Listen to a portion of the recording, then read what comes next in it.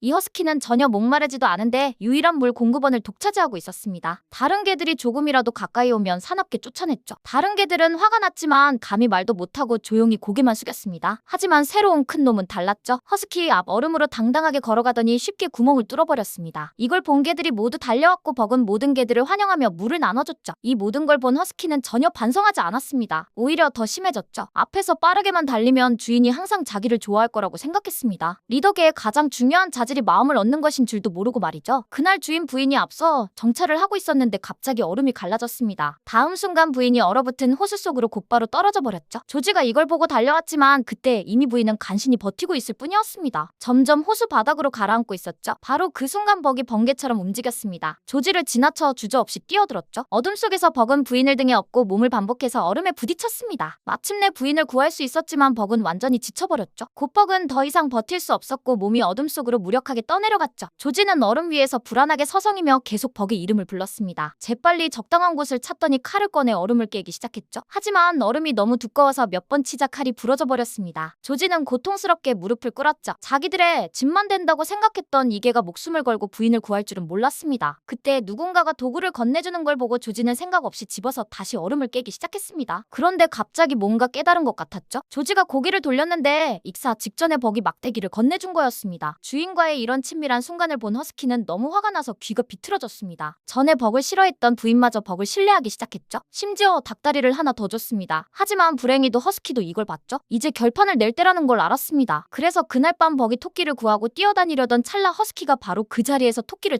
잡아버렸습니다. 그리고 버그를 도발적으로 쳐다봤는데 지금 얼마나 사나운 표정인지 몰랐죠. 곧 부끄러운 표정으로 바뀔 줄도 모르고 말입니다. 그리고 천천히 벅 쪽으로 걸어갔죠. 도시에서 온 버그는 이런 상황을 본 적이 없어서 너무 무서워 움직이지도 못했습니다. 하지만 한 산에 두 호랑이가 살 수 없는 법이죠. 허스키가 버그에게 달려들었습니다. 버기 두 배나 큰데도 별장에서 호의호식하며 살아온 탓에 야생성이 사라져버렸죠. 몇 번 만에 쓰러져 버렸습니다. 그러자 허스키는 비열하게 싸우면서 의식을 잃은 버그를 조롱하는 몸짓을 했습니다. 그리고 팀 쪽으로 걸어가며 지지를 얻으려 했죠. 하지만 개들은 차라리 떠나버렸고 허스키 편으로 돌아가지 않았습니다. 개들은 계속 버그를 향해 짖으며 정신을 차리길 바랐죠. 그런데 다음 순간 버기 정말로 송곳니를 드러내며 일어섰습니다. 야생성이 완전히 깨어난 거죠. 사나운 모습에 허스키가 겁에 질려버렸습니다. 하지만 개족의 체면을 위해서라도 무서워도 앞으로 돌진했죠. 버그는 더 이상 겁쟁이가 아니었습니다. 이제 확고하게 서서 적절한 타이밍을 기다렸죠. 옆으로 움직이더니 허스키의 목을 물어버렸습니다. 그리고 버기 아이를 다루듯 허스키를 공중으로 내던졌죠. 마침내 버기 발로 허스키를 누르고 환호를 간신히 참고 있는 개들을 바라봤습니다. 허스키는 이미 졌다는 걸 알았죠. 그래서 모든 개들이 지켜보는 가운데 일어나서 풀이 주고 떠나갔습니다.